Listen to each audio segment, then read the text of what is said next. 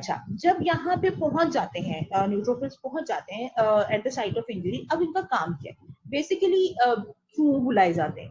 अब जाहिर सी बात है, at the site of injury cell अगर बुलाए जा रहे हैं तो उसकी कोई जरूरत भी होगी। ये बिल्कुल उसी तरह से है कि आप बॉर्डर पे खड़े हुए हैं और बॉर्डर के ऊपर जो है 4 बंदे खड़े हुए, और एकदम से जो ऑपोजिट जो कंट्री है, जो बॉर्डर के उस पार जो कंट्री है, उसने जो है वो आपके ऊपर अटैक कर दिया।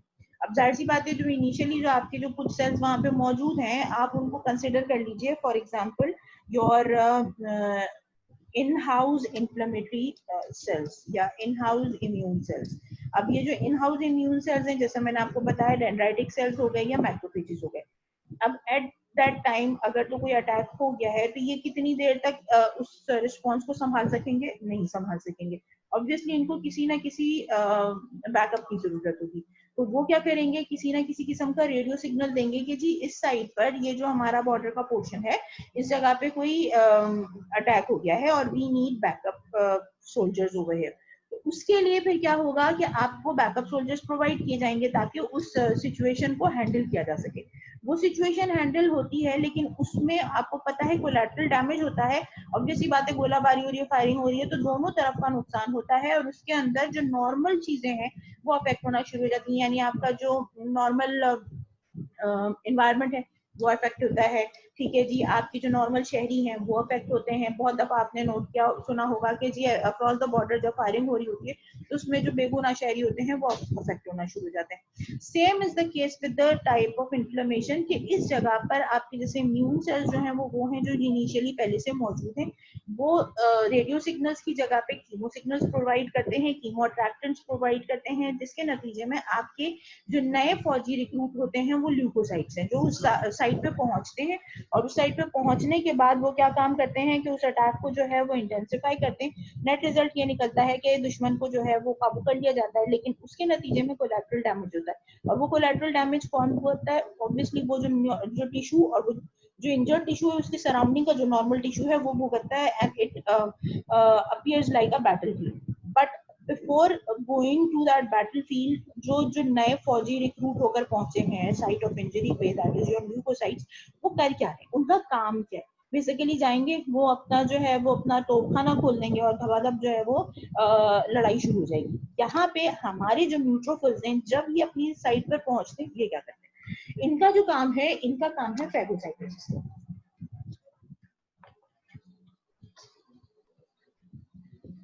And this phagocytosis means big eating. Normally जो सेल्स होते हैं, जो हमारी बॉडी के सेल्स होते हैं, वो मैक्सिमम जो फूड मटेरियल ले सकते हैं वो पिनोसाइटिक वेसिकल बनाते हैं। ठीक है, small pinches of water field cavities, जिसके अंदर थोड़ा थोड़ा सा डिजोल्व न्यूट्रिएंट होता है, जिसको वो लेते हैं और डिजोल्व करके अपने पास बॉडी में स्टोर करते हैं। बिग ईटिंग की जो कैपेबिलिटी है वो सिर्फ और सिर्फ आपके इम्यून सेल्स को प्रोवाइड की गई है, जिसमें न्यूट्रोफिल्स, मैक्रोफेजेस आ जाते हैं, डेंड्राइटिक सेल्स आ जाते हैं। ठीक है जी, अब ये जो तमाम सेल्स हैं इनके अंदर बिग ईटिंग कैपेसिटी है। तो बिग ईटिंग या फैगोसाइटोसिस इस तरह होती है। उसका प्रोसेस ये है कि सबसे पहले तो जी ल्यूकोसाइट एक्टिवेशन होती है। ल्यूकोसाइट एक्टिवेशन होती है तो ही आपके ल्यूकोसाइट्स रिक्रूट होते हैं और द साइट ऑफ इंजरी पहुंच पाते हैं। ठीक है जी, अब लेकिन इसके बाद there is a 3 step process through which after passing through that process आपका जो न्यूट्रोफिल है that is able to eat that injurious agent and get you relieved from the positive agent of the disease. ठीक है जी, इसमें जो सबसे पहली चीज है वो है फैगोसाइटिक रिसेप्टर्स की, फैगोसाइटिक रिसेप्टर रिकग्निशन। ठीक है जी, फैगोसाइटिक रिसेप्टर की जो रिकग्निशन होती है उसके लिए आपके पास 2 तरह के बहुत ही इंपॉर्टेंट रिसेप्टर्स मौजूद हैं जो कि बेसिकली बहुत इंपॉर्टेंट रोल प्ले करते हैं इन द इन्फ्लेमेशन। पहला जो रिसेप्टर है वो कहलाता है मैनोज रिसेप्टर।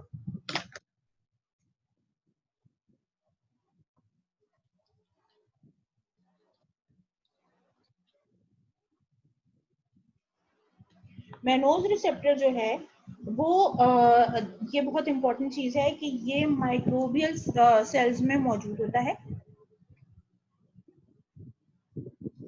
ठीक है जी।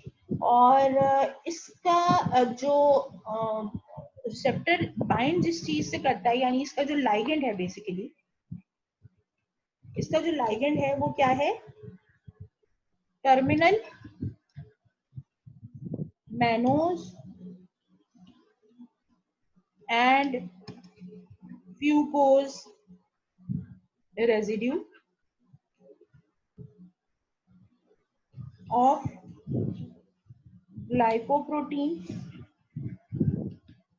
and glycolipids membrane glycoproteins, membrane glycolipids के जो फ्यूकोज या मैनोस टर्मिनल रेजिड्यूज होते हैं टर्मिनेशन के ऊपर, ये उनके साथ बाइंड करता है, ठीक है जी। अब ये जो इंपॉर्टेंट चीज है वो ये है कि this is typically present on bacterial, ठीक है जी। जो आपकी जो ह्यूमन या मेमेलियन सेल्स होते हैं,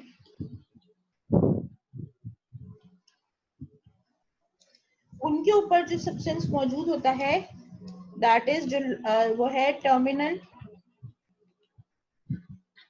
साइलिक एसिड या एन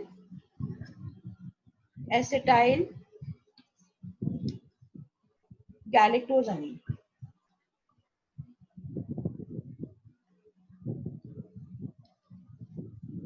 गैलेक्टोजामिन प्रेजेंट होता है अगेन कौन सरफेस पे, ग्लाइकोप्रोटीन्स या ग्लाइकोलिपिड्स, जो मेम्ब्रेन ग्लाइकोप्रोटीन्स ग्लाइकोलिपिड्स के जो सरफेस पे जो टर्मिनल रेजिड्यू होता है वो या तो साइलिक एसिड का होता है या एन एसिटाइल गैलेक्टोजामिन का होता है। किस पे, मैमेलियन या ह्यूमन होस्ट सेल्स के ऊपर।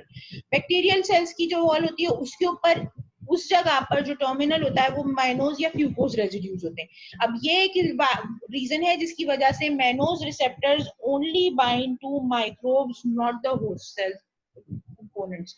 तो इसकी वजह से जो ऑटोइम्यून जो रिएक्शन जनरेट हो सकता है वो नहीं होता लकीली।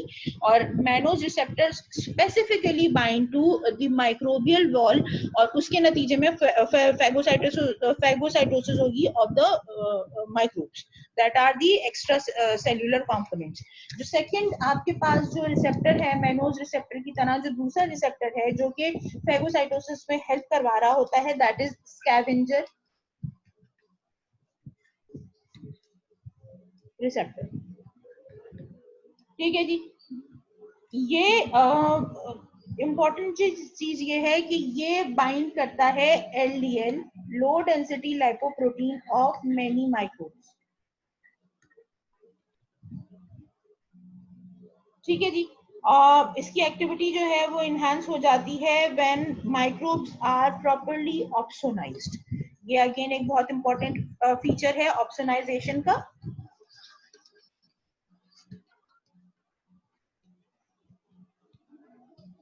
ऑप्सोनाइजेशन का मतलब क्या होता है कि आप जो टारगेट है उस पे कोई ऐसी चीज मार्क कर दें जिससे पता चल जाए, समझ लें यूं कि हम फॉर एग्जांपल डिटेक्टिव टेक्निक्स अगर इस्तेमाल करते हैं तो हम क्या कर रहे होते हैं कि आपने जो कल्प्रिट या टारगेट होता है उसको आप बहुत तरीके से बग कर रहे होते हैं। कहीं पे उसके ट्रांसमीटर्स लगा रहे होते हैं, उसके फोन में ट्रांसमीटर लगा रहे होते हैं और इवन कभी कभी ये तक करते हैं कि बॉडी पे लगा देते हैं। आजकल एडवांस टेक्निक्स में बहुत सारी मूवीज में दिखाया जा रहा होता है कि इंजेक्ट कर देते हैं ट्रांसमीटर, तो वो ना तो बंदे को ना किसी और को पता चलता है कि जी वो जो ट्रांसमीटर है वो बॉडी के ऊपर कहाँ पे लगा हुआ है।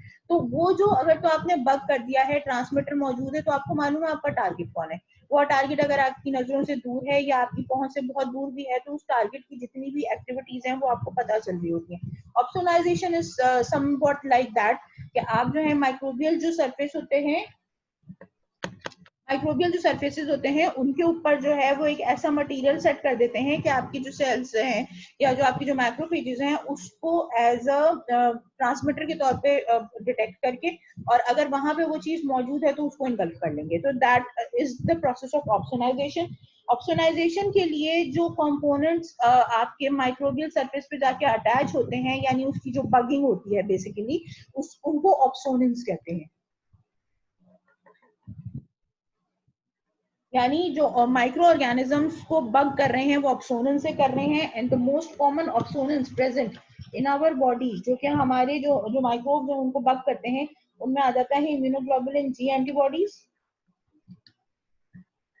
जिस भी सरफेस पे आईजीजी लगा हुआ है, जो अगर तो सेकंड एक्सपोजर हो गया है माइक्रो ऑर्गेनिज्म का, और थर्ड एक्सपोजर अगर होता है तो आईजीजी एंटीबॉडीज जाके सरफेस पे अटैच हो जाते हैं।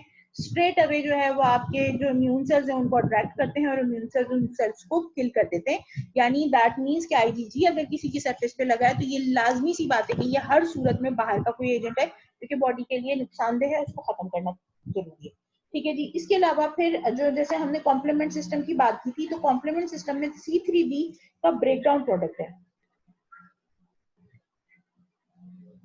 ये भी जाके जब लगता है सरफेस पे किसी भी माइक्रो ऑर्गेनिज्म के सरफेस पे, तो इट्स वेरी पावरफुल ऑप्सोनन और ये मैक्रोफेजेस को अपनी तरफ या न्यूक्लियोसाइट्स को अपनी तरफ अट्रैक्ट करता है। फिर एक और जो बहुत चीज है वो है इम्पोर्टेंट, वो है प्लाज्मा लैक्टेंस,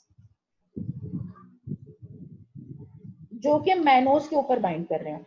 मैनोज बाइंडिंग स्पेशली लैक्टेंस।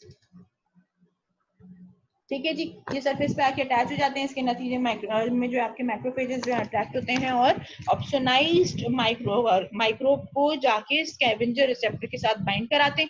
नट रिजल्ट ये निकलता है कि वो अट्रैक्शन होती है मैक्रोफेजेस की, और मैक्रोफेजेस जो है इसके साथ फिर इनगल्फमेंट का प्रोसेस शुरू करते हैं। सेकेंड जो जैसे मैंने आपको बताया कि पहले जो स्टेप थी phagocytic receptor recognition was the first step. ठीक है जी। सेकेंड स्टेप है इसी प्रोसेस में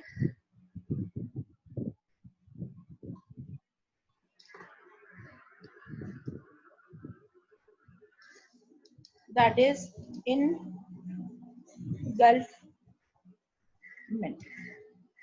इनगल्फमेंट का क्या मतलब है? इनगल्फ कर लेना यानी उसको अपने अंदर ले लेना।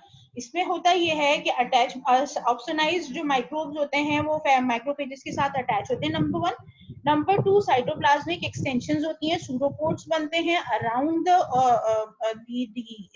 Microbe. Membrane pinches off cytosolic residual formation होती है, फेगोसोम बनता है, and fusion of phagosome with lysosomes that makes a phagolysosome. इसको आप जो है वो ज्यादा बेहतर तरीके से इस वीडियो में देख सकेंगे। मैं आपको वीडियो दिखा रही हूँ। यहाँ से देखते हैं कीमोटैक्सिस हो गई है। कीमोटैक्सिस के बाद जी, अब यहाँ पे मैं इसको प्ले कर रही हूँ। अब यहाँ पे आप देखेंगे इस प्रोसेस को, दिस इज इनगल्फमेंट। ठीक है जी। यानी जो माइक्रो ऑर्गेनिज्म है उसके अगेंस्ट जो है, मतलब उसके ऑप्सोनाइज हुआ ऑर्गेनिज्म के चारों तरफ जो है वो साइटोप्लाज्मिक एक्सटेंशंस आई, फिर ये बंद हो गई, पिंचिंग हुई है, अब उसके नतीजे में ये फेगोसोम बन गया है। अब फेगोसोम्स के साथ जो है यहाँ पे आके लाइसोसोम्स बाइंड करेंगी जी। अब ये देखिए जो लाइसोसोम्स की जो एंजाइम्स हैं वो इसके साथ इंटरैक्ट करेंगे। नेट रिजल्ट क्या निकलेगा कि माइक्रो ऑर्गेनिज्म की किलिंग हो जाएगी। This is a combined phagolysosome. ठीक है जी। आप लोगों की आसानी के लिए ये पोर्शन ये देखें, यहाँ पे ये दोबारा से इस एग्जैक्टली सेम पोर्शन। ठीक है जी। ये जो प्रोसेस है this is known as the phagocytosis process.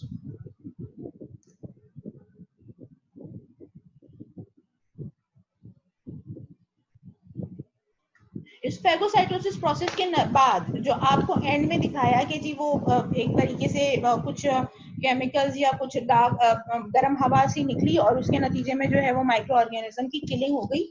This is known as intracellular destruction of the microbe. ठीक है जी। Now this intracellular destruction takes place by a number of interactions. बहुत सारे तरीके हो सकते हैं जिनसे जो है वो आपकी इंट्रासेल्यूलर किलिंग होती है। Microbiological killing is achieved by number one, reactive oxygen species, reactive nitrogen species and granules। ये तीन प्रोसेसेस हैं जिसके थ्रू जो है इंट्रासेल्यूलर डिस्ट्रक्शन हो सकती है। रिएक्टिव ऑक्सीजन स्पीशीज मैंने आपको बताए थे। रिएक्टिव ऑक्सीजन स्पीशीज का क्या होता है कि highly reactive oxygen radicals are formed, और वो जो रेडिकल्स होते हैं जो सुपर ऑक्साइड्स वगैरह बनते हैं या हाइड्रोजन पेरोक्साइड्स बनते हैं, they are very important, they are very toxic, they are very pointed activities against the microorganisms, और उसके नतीजे में जो है वो ऑर्गेनिज्म की किलिंग हो जाती है। किस तरह से होती है कि बेसिकली ये जो है रेस्पिरेटरी बर्स्ट भी कहलाता है, जो ऑक्सीजन रिएक्टिव ऑक्सीजन स्पीशीज वाला जो काम है वो किस तरह से होता है।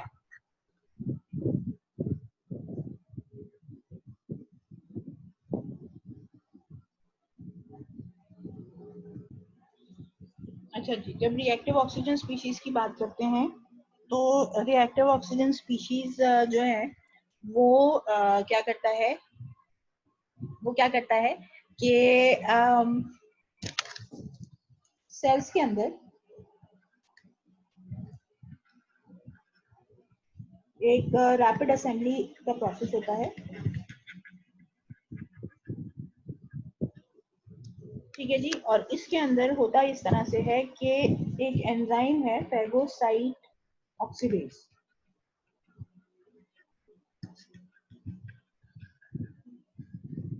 उसको NADPH ऑक्सीडेज भी कहते हैं। ये क्या करता है कि जो सिंपल ऑक्सीजन होती है उसको रिड्यूस कर देता है into a super oxide anion.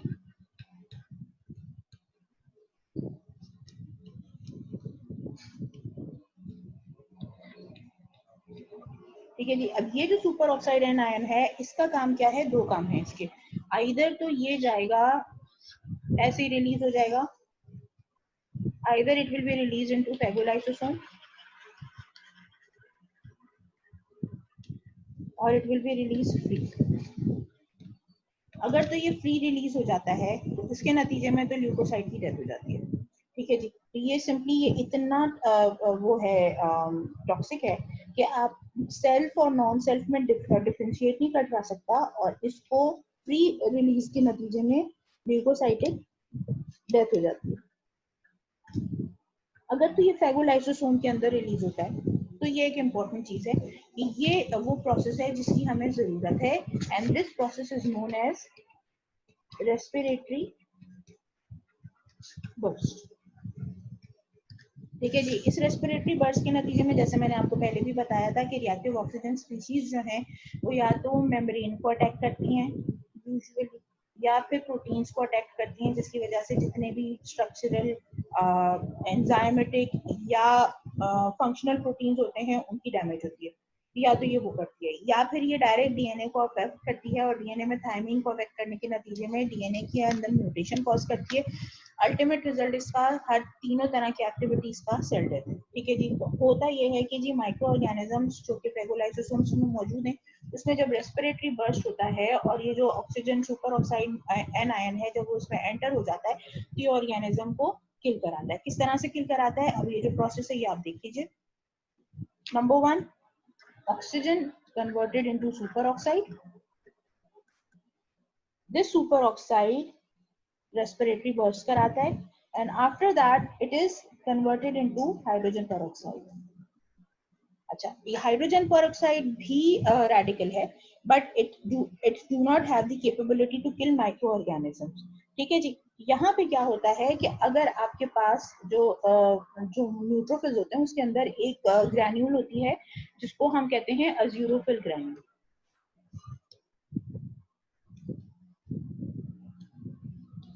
और इस अज़्यूरोफिल ग्रैन्यूल के अंदर एक एंजाइम मौजूद होता है जिसको हम कहते हैं माइलो पेरोक्सीडेज एंजाइम। ये बहुत इंपॉर्टेंट एंजाइम है। किस तरह से कि ये myeloperoxidase enzyme chloride ions के साथ मिलके क्या बनाता है, हाइपोक्लोराइड रेडिकल।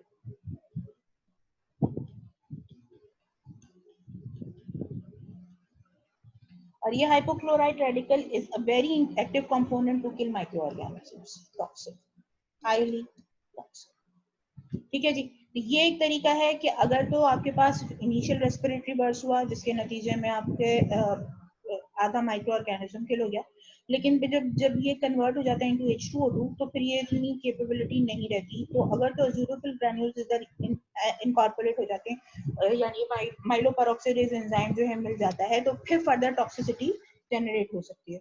अच्छा, इसके अलावा एक और काम भी होता है,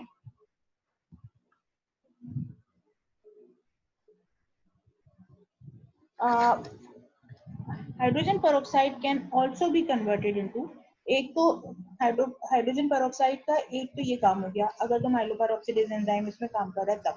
otherwise spontaneous conversion of hydrogen peroxide can be into hydroxyl radical.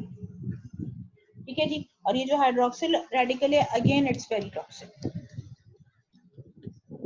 तो आपके पास जो रेस्पिरेटरी बर्स्ट होता है उसके अंदर आपको जो 3 टॉक्सिक कंपोनेंट्स मिल रहे हैं, वो एक तो ये हो गया peroxide, then hypochlorite and hydroxyl। ठीक है जी, नेट रिजल्ट क्या निकलता है कि जी आपके जो क्या कहना चाहिए, जो माइक्रो ऑर्गेनिज्म है उनकी किलिंग हो जाती है। अच्छा, ये जो माइलोपेरोक्साइड ऑक्सीडेज वाला जो सिस्टम है, इस सिस्टम को क्या कहते हैं वो भी आपको पता होना चाहिए। ये कहलाता है H2O2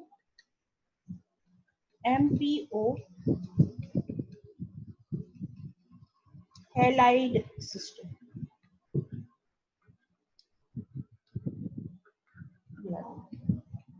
ठीक है जी, ये आपको ऑब्वियसली कुछ चीजें हैं जो याद रखने वाली होती हैं, ये उसमें आता है। अच्छा, अगेन आपको मालूम है जो टॉक्सिसिटी है वो 2-3 तरीकों से होती है, या तो प्रोटीन्स की ऑक्सीडेशन होती है या लिपिड की परऑक्सीडेशन होती है। नेट रिजल्ट क्या निकलता है कि सेल्स जो हैं वो किल आउट हो जाते हैं।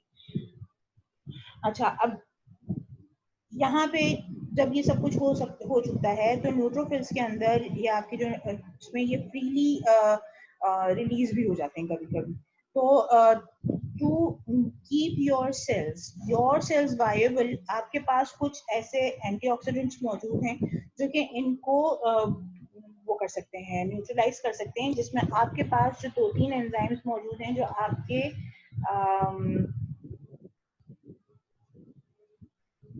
पेरोक्सीसोम्स के अंदर मौजूद होते हैं। आपके हर सेल के अंदर पेरोक्सीसोम्स मौजूद होते हैं और इनमें जो एंजाइम्स मौजूद हैं वो क्या क्या हैं? Super oxide dismutase, catalase, glutathione, peroxidase. Super oxide dismutase जो है वो आपके सुपर ऑक्साइड को कैटलाइज करता है और उसको जो है वो एंटीऑक्सीडाइज करता है। कैटलेज हाइड्रोजन पेरोक्साइड को करता है, और ग्लूटाथायोन पेरोक्सीडेज भी जो है हाइड्रोजन पेरोक्साइड का डिटॉक्सिफायर है। जैसे कि मैंने बताया कि हाइड्रोजन पेरोक्साइड की किलिंग कैपेसिटी नहीं है, लेकिन क्योंकि ये फिर फर्दर रिएक्शंस करके जो है वो टॉक्सिक कंपोनेंट्स में कन्वर्ट हो सकता है, तो अगर तो ये न्यूट्रोफिल्स के अंदर फ्रीली ज्यादा देर मौजूद रहेगा तो ऑब्वियसली फिर न्यूट्रोफिल्स को किल कर सकता है। This was your first mechanism, जिसके अंदर आपकी रिएक्टिव ऑक्सीजन स्पीशीज के हवाले से हमने बात की कि रिएक्टिव ऑक्सीजन स्पीशीज जो हैं वो डिस्ट्रक्शन किस तरह से, intracellular destruction of micro organisms किस तरह से कराती हैं। इसके बाद फिर आपके पास आ जाता है रिएक्टिव नाइट्रोजन स्पीशीज।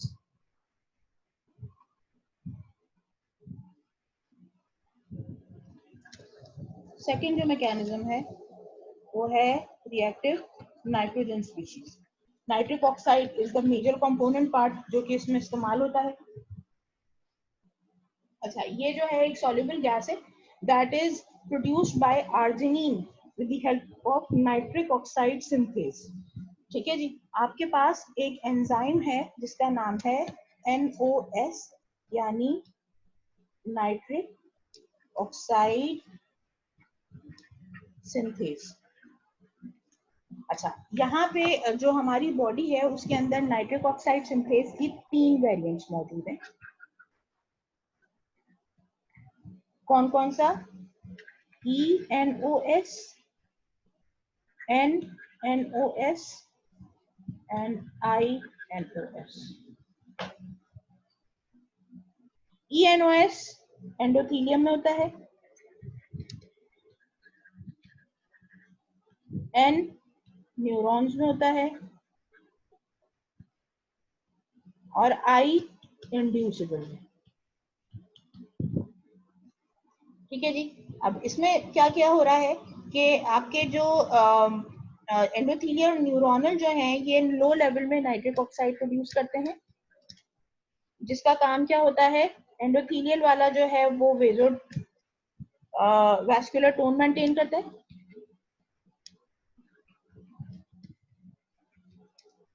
ठीक है, जबकि जो न्यूरॉन से जो नाइट्रिक ऑक्साइड रिलीज होता है वो न्यूरोट्रांसमीटर के तौर पे एक्ट करता है। दोबारा समझ लें, तीन वेरिएंट्स हैं। ENOS जो कि एंडोथीलियम में मौजूद होता है और इसका काम क्या है, लो अमाउंट में, स्मॉल अमाउंट में नाइट्रिक ऑक्साइड की प्रोडक्शन करना, जो कि वेस्कुलर टोन को मेंटेन करेगा। NNOS जो है इसका काम क्या है, स्मॉल अमाउंट में नाइट्रिक ऑक्साइड को प्रोड्यूस करना फ्रॉम द न्यूरॉन्स, और द न्यूरॉन से जब ये नाइट्रिक ऑक्साइड रिलीज होता है तो it acts as a neurotransmitter. जो थर्ड फॉर्म है आपके पास इंड्यूसिबल फॉर्म है, this is used for killing the microbes। ठीक है जी। ये कैसे होता है कि जी मैक्रोफेजेस जो हैं एक्टिवेट होते हैं और मैक्रोफेजेस रिलीज करते हैं इंटरफेरॉन गैमा। मैक्रोफेज एक साइटोकाइन रिलीज करते हैं, इसको कहते हैं इंटरफेरॉन, इंटरफेरॉन गैमा। ये रिलीज होता है इंटरफेरॉन गैमा और ये जो है नाइट्रिक ऑक्साइड की प्रोडक्शन करता है। नेट रिजल्ट क्या निकलता है, नाइट्रिक ऑक्साइड की प्रोडक्शन होती है। मैक्रोफेजेस के अंदर नाइट्रिक ऑक्साइड रिएक्ट करता है with super oxide and it forms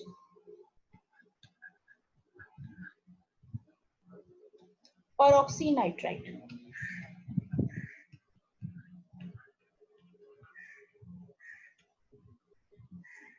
Again, this is very highly reactive free radical, highly reactive free radical है ये। ठीक है जी। और इसके नतीजे में ये क्या होता है कि वही जैसे मैंने बताया था कि प्रोटीन्स को अटैक करेगा, मेम्ब्रेन्स को अटैक करेगा, डीएनए को अटैक करेगा। नेट रिजल्ट क्या निकलेगा कि वो जो होस्ट सेल्स हैं वो भी और जो माइक्रोब्स हैं वो भी टारगेट होंगे और किल होंगे। अगेन एक्यूट इन्फ्लेमेशन में जैसे हमने बात की थी कि टिश्यू डेब्रिस बहुत ज्यादा होता है, बहुत ही मतलब डर्टी किस्म का वुंड बनता है। वजह उसकी ये है कि जैसे हमने बात की थी कि जो आपका जो बैटल फील्ड है वो ऑब्वियसली बहुत बड़ी हो जाती है, तो न्यूट्रोफिल्स भी बहुत सारे होते हैं, वो भी किल हो रहे होते हैं, माइक्रो ऑर्गेनिजम्स भी किल हो रहे होते हैं, और साथ में जो नॉर्मल टिश्यू है जहाँ पे ये इन्फ्लेमेशन हुआ होता है उसके साथ जो सराउंडिंग के जो नॉर्मल सेल्स हैं उनके अंदर भी डैमेज आती है। और वजह उसकी जो है वो यही है कि ये जो प्रोडक्ट्स बन रहे होते हैं, जो रिएक्टिव स्पीशीज बन रहे होते हैं, they are very toxic for again host and your target cells जो या जो माइक्रोबियल सेल्स हैं उनके लिए। ठीक है जी। अच्छा, इसके बाद फिर आपके पास जो लास्ट मैकेनिज्म है जो हमने अभी डिस्कस किया था, एक तो रिएक्टिव ऑक्सीजन स्पीशीज से डिस्ट्रक्शन हो रही थी, दूसरी रिएक्टिव नाइट्रोजन स्पीशीज से डिस्ट्रक्शन हो रही थी, और जो थर्ड मैकेनिज्म है वो है ग्रैन्युलर डिस्ट्रक्शन।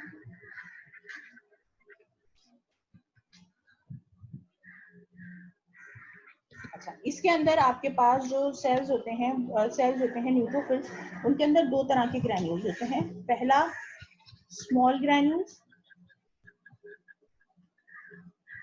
दूसरा अज़ूरोफिल ग्रैन्यूल्स। ठीक है जी। स्मॉल ग्रैन्यूल्स के अंदर लाइसोसाइम्स होते हैं, कोलाजनेज, जेलेटिनेज, लैक्टोफेरेन, प्लाज्मिनोजेन एक्टिवेटर, हिस्टामीन, ALP वगैरह, इस तरह के डिफरेंट एंजाइम्स होते हैं जो कि डिफरेंट फंक्शंस परफॉर्म कर रहे होते हैं during the process of inflammation. Azurophil granules, जैसा कि मैंने आपको बताया कि इसके अंदर बहुत सारे एंटीबैक्टीरियल या बैक्टीरियाइडल factors like defensin, acid hydrolases, neutral proteases, cathepsin G, non-specific collagenase, proteinase, और in addition to that myeloperoxidase enzyme मौजूद होता है. ये अटैच हो जाते हैं. दोनों ग्रैन्यूल्स जो हैं इनका काम क्या है? They get attached to the phagocytic vesicles, and obviously whatever the content of the phagolysosome is, they उसको kill कर देते हैं. ठीक है. Depending upon the type of the cell, अगर तो मैक्रोफेजेस हैं तो खाली किलिंग करेंगे वो जो कि फेगोलाइसोसोम्स के अंदर मौजूद है, लेकिन अगर न्यूट्रोफिल्स हैं तो उसके अंदर फिर न्यूट्रोफिल्स भी एट द लॉन्ग रन जाके किल हो जाते हैं. अच्छा, यहाँ तक अगर बात समझ में आ गई तो with this the process of inflammation is completed, यानी जो ऑर्गेनिजम्स हैं उनकी किलिंग हो गई. अब होता क्या है कि जो आपका जो इन्फ्लेमेटरी टिश्यू है उसके और जो न्यूट्रोफिल्स हैं, इंडिविजुअल न्यूट्रोफिल्स, उनके अराउंड एक trap like fibrillar network generate हो जाता है, ताकि ये जो डैमेजिंग कंपोनेंट्स सेल से बाहर निकलेंगे जब सेल डैमेज होगा तो वो सराउंडिंग टिश्यूज में जाके ज्यादा डैमेज ना कॉज कर सके. That process is known as neutrophil extracellular trap. ठीक है जी. अच्छा, इन्फ्लेमेशन प्रॉपर हो गई, कंप्लीट हो गई. इन्फ्लेमेशन का फेट क्या हो सकता है? पहला जो फेट है वो है resolution.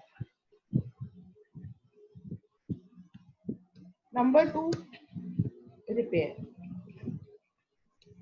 Number 3 chronic inflammation. Resolution का मतलब क्या है? वो ये है कि complete reversal of the damaging process with complete or near to normal morphological and functional reversal. ठीक है.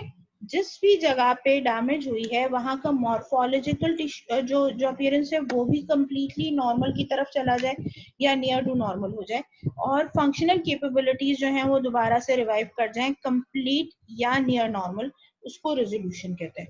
रिपेयर का मतलब क्या है? डैमेज हुई है, डैमेज होने के बाद जो है फाइब्रस टिश्यू ने टेक ओवर किया है, जख्म में निशान बन जाते हैं, आपने नोट किया होगा. तो वो जो है मॉर्फोलॉजिकल रेजोल्यूशन नहीं हुई, यानी मॉर्फोलॉजिकल रिवाइवल नहीं हो पाया. मॉर्फोलॉजिकल डैमेज है but near to normal functional revival होता है, that is repair.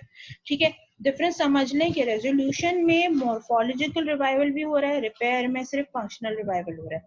Chronic inflammation में यानी कि रिवाइवल हुआ ही नहीं किसी भी तरह से, इन्फ्लेमेशन का जो प्रोसेस था वो स्लो डाउन हो गया है और अब वो over the period of longer period of time चला गया है, तो वो क्रॉनिक इन्फ्लेमेशन में इंक्लूड हो जाएगा. ठीक है जी. से फॉर एग्जांपल डिपेंड कर रहा होता है कि किस टाइप का इन्फ्लेमेशन है. अगर एक इन्फ्लेमेशन है जिसका जो नॉर्मल जो एवरेज टाइम है हील होने का वो 5 दिन का है, 5 दिन के अंदर यूजुअली जो है वो इन्फ्लेमेशन खत्म हो जाती है. अगर वो चीज खत्म नहीं हो पाई है और वो 10 से 15 दिन के ऊपर मुहित हो गई है तो वो क्रॉनिक इन्फ्लेमेशन हो जाएगी. लेकिन कोई ऐसा इन्फेक्शन है जिसको 10 से 15 दिन नॉर्मली हील होने में लगते हैं और वो अक्यूट रिस्पॉन्सेज दे रहा है, तो ऑब्वियस सी बात है वो 15 दिन तक अक्यूट रहेगा, लेकिन जैसे ही वो 1 महीना से ऊपर क्रॉस करेगा तो वो क्रॉनिक इन्फ्लेमेशन में चला जाएगा. लेकिन जो बेसिक डेफिनेशन है क्रॉनिक इन्फ्लेमेशन की वो ये कहती है कि जी अगर कोई भी प्रोसेस जो है वो 15 days to 1 month बियॉन्ड चला जाता है और वो जो सिम्टम्स हैं वो भी स्लो आ रहे हैं और जो रिपेयर का प्रोसेस है वो भी स्लो हो रहा है, that is included in the chronic inflammation. यहाँ पे एक और जो चीज है, क्रॉनिक इन्फ्लेमेशन अलग से डिस्कस करेंगे, इसलिए अभी इसको यहाँ पे रोकते हैं. एक चीज जो बहुत इंपॉर्टेंट है वो ये है कि जब ल्यूकोसाइट मीडिएटेड इन्फ्लेमेटरी प्रोसेस होता है तो हमेशा फायदेमंद नहीं होता. हम कहते हैं कि जी inflammation is a body response जो कि हमारी बॉडी को फर्दर डैमेजेस से बचा रही होती है, no doubt this is true, लेकिन कभी कभी एग्जैजरेटेड रिस्पॉन्सेज आते हैं और यही मेजर रीजन बन जाते हैं हमारी बहुत सारी डिजीजेस का. से फॉर एग्जांपल इतना ज्यादा कोलैटरल डैमेज हुआ है इन्फ्लेमेशन के नतीजे में कि वो जो डैमेज टिश्यू हुआ है इन्फ्लेमेशन के नतीजे में वो हील नहीं हो पा रहा, और जब वो हील नहीं हो पा रहा तो उसको ऑब्वियसली टाइम लग रहा है, तो वो फिर क्या होता है, जैसे मैंने भी आपको बताया कि वो फिर क्रॉनिक इन्फ्लेमेशन में चला जाता है। एग्जाम्पल इसकी जो है वो हो सकती है माइक्रोबैक्टीरियल इन्फेक्शन लाइक टीबी या लेप्रोसी। उसके अलावा फिर आपके पास वायरल इन्फेक्शन जिसमें खुसूसियत से जो है हेपेटाइटिस का जो इन्फेक्शन है वो इसकी बहुत अच्छी एग्जांपल है कि अक्यूट जो कंडीशन है वो कंट्रोल नहीं हो पाती, और उस अक्यूट कंडीशन की जो कोलैटरल डैमेज है वो इतनी ज्यादा होती है कि वो फिर वो क्रॉनिक इन्फ्लेमेशन की तरफ चला जाता है। फिर कभी कभी ये होता है कि इन अप्रोप्रिएट रिस्पॉन्सेज होस्ट के अगेंस्ट भी जनरेट हो जाते हैं। मैंने आपको जैसे बताया कि there are certain chemical substances जो कि होस्ट के अगेंस्ट काम नहीं कर रहे होते हैं, बल्कि सिर्फ जो है बाहर, लेकिन कभी कभी बाहर का जो मॉलिक्यूल है या जो माइक्रोब है उसी के अगेंस्ट रिस्पॉन्स दे रहे होते हैं, लेकिन कभी कभार ये जो मैकेनिज्म है रिवर्स हो जाता है और जो होस्ट है उसके ही एंटीजन को जो है वो एंटीजेनिक समझ के उसके अगेंस्ट एंटीबॉडीज बन जाती हैं, उसके अगेंस्ट रिस्पॉन्स जनरेट होने शुरू हो जाते हैं, जो कि फिर ऑटोइम्यून डिसऑर्डर्स को जन्म देते हैं। फिर इसी तरह से कभी कभी होता है कि एक छोटा सा इन्फेक्शन होता है लेकिन उसका बहुत ही एग्जैजरेटेड इन्फ्लेमेटरी रिस्पॉन्स आता है, that is kind of hyper sensitivity reaction, यानी आप बहुत ज्यादा हाइपर सेंसिटिव है किसी छोटी भी चीज जो कि बहुत नॉर्मल थी आम तो लोगों के लिए वो बिल्कुल नॉर्मल होगी, लेकिन किसी एक पेशेंट के लिए वो बहुत तकलीफ दे हो जाएगी। एग्जाम्पल में अस्थमा आ जाता है, जो कि जिसमें आपको ये पता है कि जो सिंपल से कोलन हो गए या सिंपल रेड कलर का जो फूड है यूजुअली हम खा रहे होते हैं मार्केट से लाके केचप्स और एवरीथिंग, लेकिन जो अस्थमा के मरीज होते हैं वो उसी से एलर्जिक हो जाते हैं। तो इस तरह की चीजें हो सकती हैं। तो basically inflammation is good for the body but to a certain extent, अगर वो कंट्रोल के अंदर रहे तो एक अच्छा रिस्पॉन्स है, लेकिन जब वो कंट्रोल से बाहर हो जाता है तो मेजॉरिटी ऑफ द डिजीजेस जो है वो उसी की वजह से कॉज होती है।